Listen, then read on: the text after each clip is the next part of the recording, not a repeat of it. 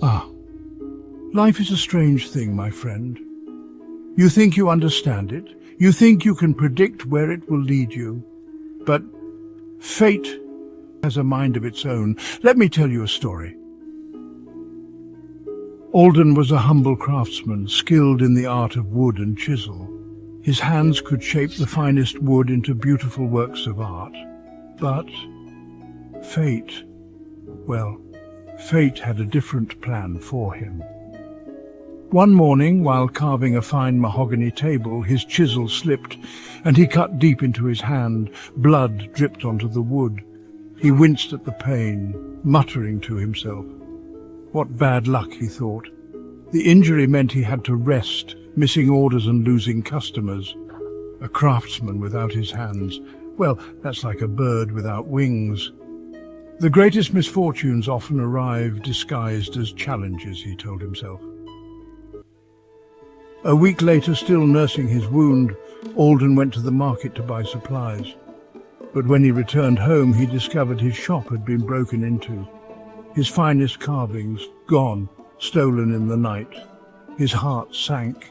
His fists clenched in frustration. First my hand, now my work. How much more can I lose?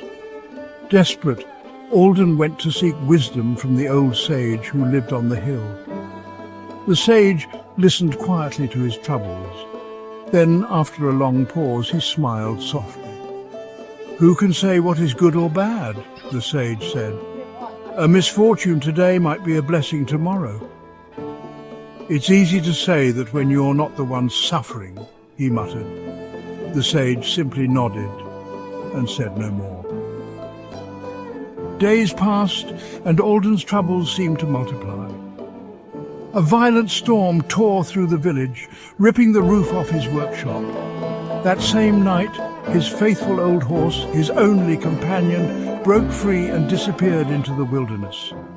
Sitting in the wreckage of his life, Alden felt defeated. He looked up at the stormy sky, wondering what else could go wrong. But the sage's words echoed in his mind. Misfortune is but a temporary visitor. It will leave when its work is done. But Alden couldn't find comfort in them.